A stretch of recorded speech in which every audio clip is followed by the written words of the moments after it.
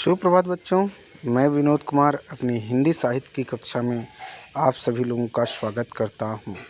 आज मैं एक नए वीडियो के साथ आप लोगों के सामने प्रस्तुत हुआ हूं और इस वीडियो में मैं मियाँ नसरुद्दीन पाठ पढ़ाने वाला हूं, जिसको लिखा है कृष्णा शोभती जी ने।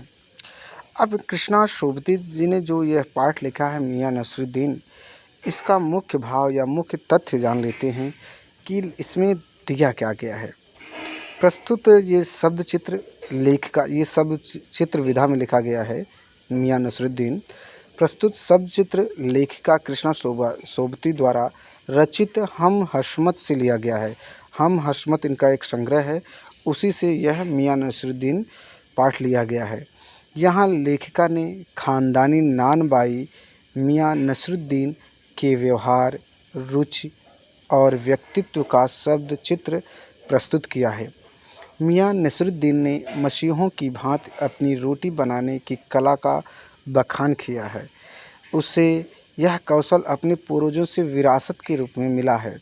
वह कई तरह की रोटियां बनाने में दक्ष है, माहिर है। इस प्रकार का काम एक कला है जो अभ्यास से ही प्राप्त होता है।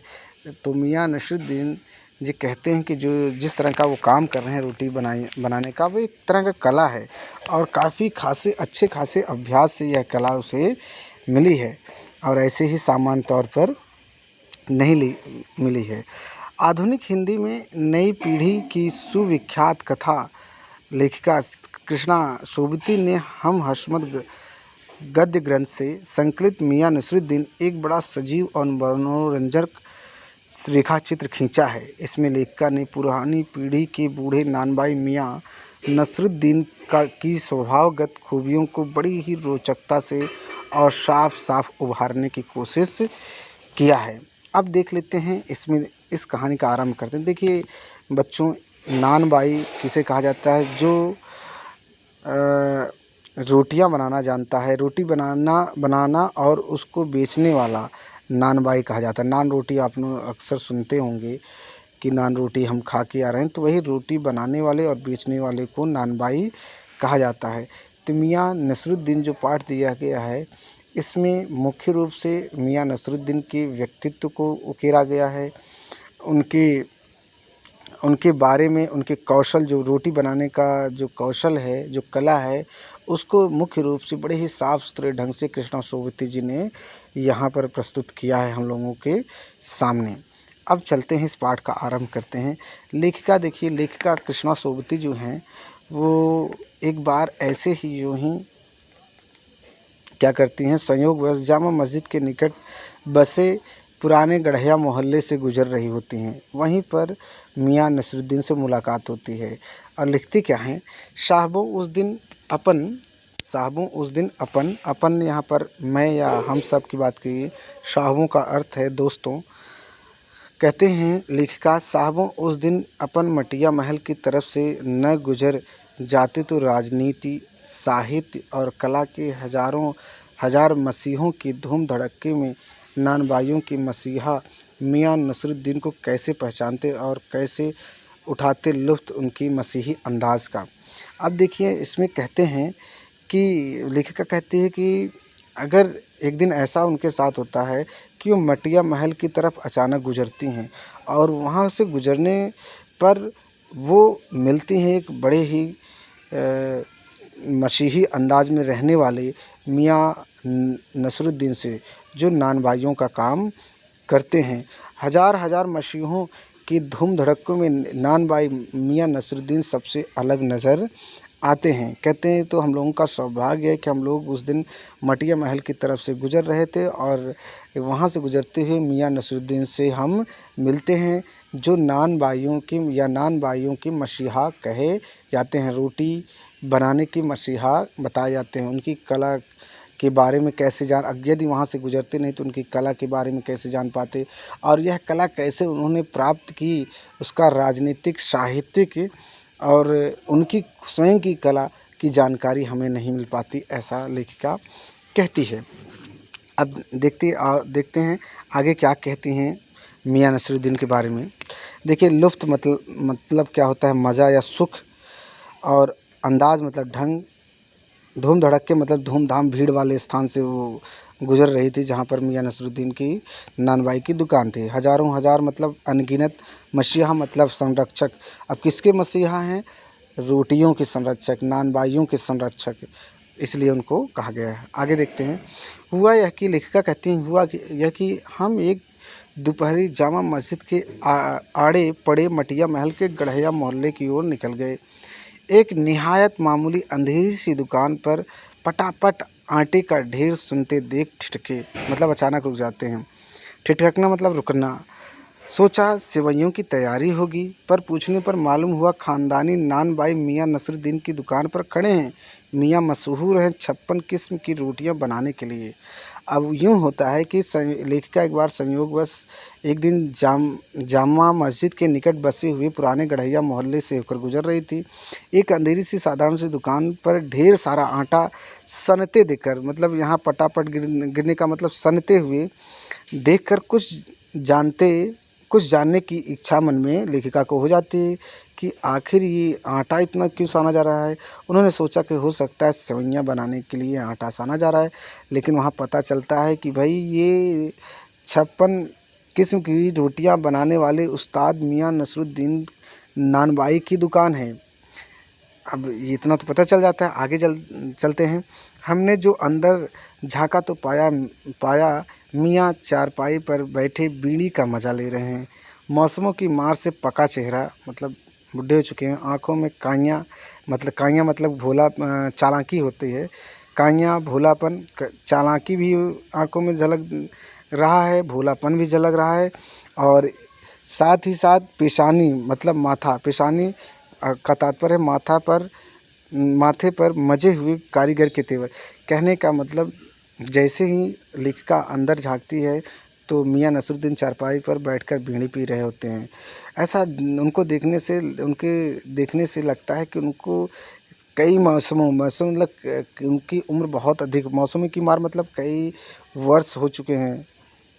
यहाँ पर ये कहना चाहता है लेखिका कहना चाहते हैं कि उनकी काफ़ी उम्र हो चुकी है। आँखों में उनके चालाकी, भोलापन और माथे पर एक कारीगर का अनुभव दिखाई दे रहा है। हमें ग्राहक समझकर मियाँ ने नज़रें उठाई। फरमाइए। ग्राहक मतलब ग्राहक, कस्टमर। वो मियाँ नसरुद्दीन समझते हैं कि हम सब ग्राहक हैं और नज़रें उठाकर बोलते हैं, फरमाइए, बोलिए क्या चाहिए। झिझक से कहा, थोड़ा सा झुँझला कर कहे, आपसे कुछ एक सवाल पूछने थे, आपको वक्त हो तो। मतलब लेखिका कहती है थोड़ा शर्माते हुए कि मियाँ नसरुद्दीन जी, मैं आपसे कुछ प्रश्न पूछना चाहती हूँ, अगर आपके पास वक्त या समय हो तो कहिए तो हम पूछें। तो मियाँ नसरुद्दीन ने पंच हजारी अंदाज से सिर हिलाया। पंच हजारी का मतलब 5000 सैनिकों का अधिकारी। जिस प्रकार 5000 सैनिकों का अधिकारी होता है उस हिसाब से सिर हल्का सा झुका देते हैं। निकाल लेंगे वक्त थोड़ा, पर यह तो कहिए आपको पूछना क्या है। पंच हजारी का तात्पर्य है 5000 सैनिकों का अधिकारी। तो 5000 सैनिकों का अधिकारी अर्थात सेनापति की तरह बस सिर हिला दिया उन्होंने। कहा ठीक है, आप अपना वक्त आपके लिए निकाल लेंगे, बताइए क्या पूछना है। फिर घूर कर देखा और जोड़ा, मियाँ कहीं अखबार नवीस तो नहीं हो। फिर घूर कर देखा मतलब घूर कर देखने का तात्पर्य यहाँ है कि जानना चाहा मियाँ नसरुद्दीन ने कि कहीं आप लोग अखबार या पत्रकार तो नहीं हैं। पत्रकार क्या होते हैं कि किसी छोटी से छोटी बात को, गलती को बढ़ा चढ़ाकर प्रस्तुत करके सिर्फ अपने टीआरपी बनाने का काम करते हैं। वह अपने चैनल को बढ़ाने के लिए झूठ की मिलावट करते हैं, लोगों के साथ धोखा करते हैं, ऐसा वो पूछ लेते हैं। दूसरी तरफ होता है कि अखबार नवीस एक तरह का दूसरा व्यक्ति होता है पत्रकार। अखबार नवीस होता है, वह क्या करता है कि हम सभी समाज में रहने वाले जितने भी जनमानस में रहते हैं सभी लोगों को नए देश विदेश में हो रही नई खबरों को प्रस्तुत करते हैं, ताज़ा तरीन खबरों को प्रस्तुत करते हैं, जानकारी देने का काम करते हैं। यहाँ अखबार नवीस के दो अर्थ लिए गए हैं, एक सकारात्मक और एक नकारात्मक। नकारात्मक का लिया गया है कि लोग अखबार के बारे में ये नकारात्मक सोच रखते हैं कि अखबार क्या करता है या मीडिया क्या करती है कि लोगों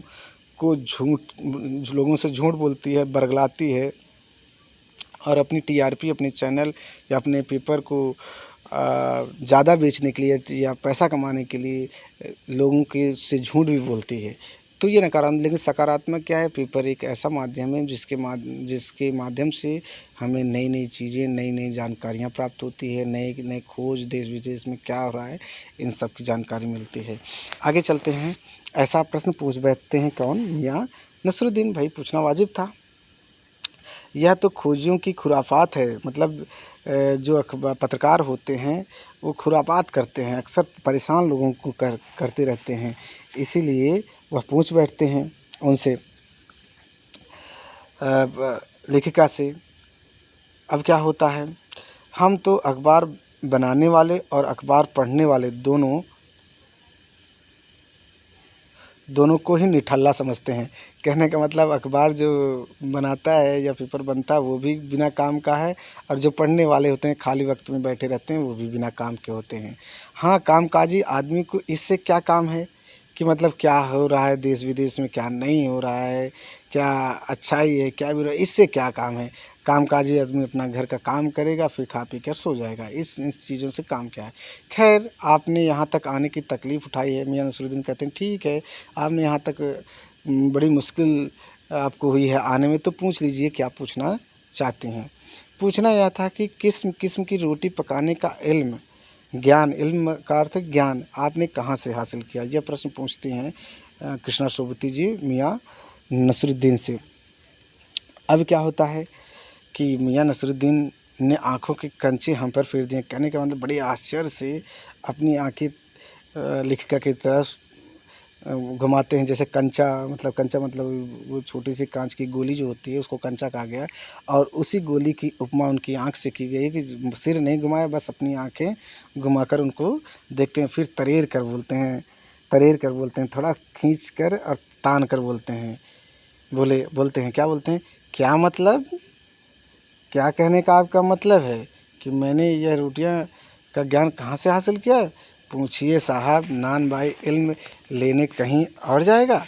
पूछिए इनसे कि नान बाई मैं स्वयं हूँ, मैं कहीं ज्ञान प्राप्त करने, रोटियां बनाने की कला और कहीं सीखने जाऊँगा क्या।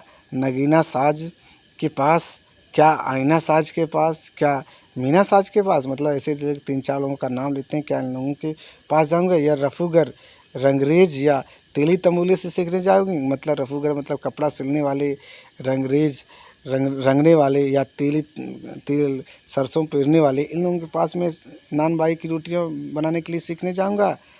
ऐसा थोड़ा सा दरेर कर अपनी बातें वो कहते हैं। क्या फरमा दिया साहब, मतलब क्या पूछ लिया आपने साहब, यह तो हमारा ख़ानदानी पेशा ठहरा। हाँ, इल्म की बात पूछिए तो जो कुछ भी सीखा, मतलब जो आपने पूछा कि इल्म, तो मैं बता दे रहा हूँ कि मैंने जो भी कुछ सीखा है अपने वालिद, अपने पिता उस्ताद से ही सीखा है। मतलब अपने पिता जो गुरु के समान थे उन्हीं से सीखा है। मतलब यह है कि हम घर से ना निकले कि कोई पेशा अख्तियार करेंगे। मतलब हम इसीलिए घर से कोई अन्य व्यापार करने के लिए नहीं निकले।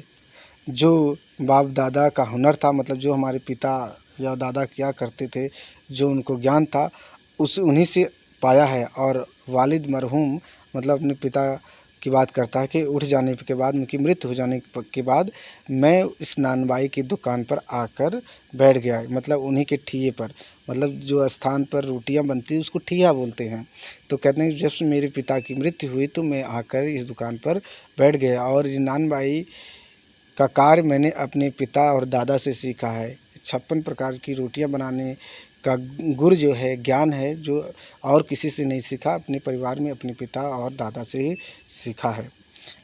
तो आज के लिए बच्चों इतना ही। अगला भाग हम कल लेकर आएंगे। यदि किसी प्रकार की समस्या हो तो पूछिएगा।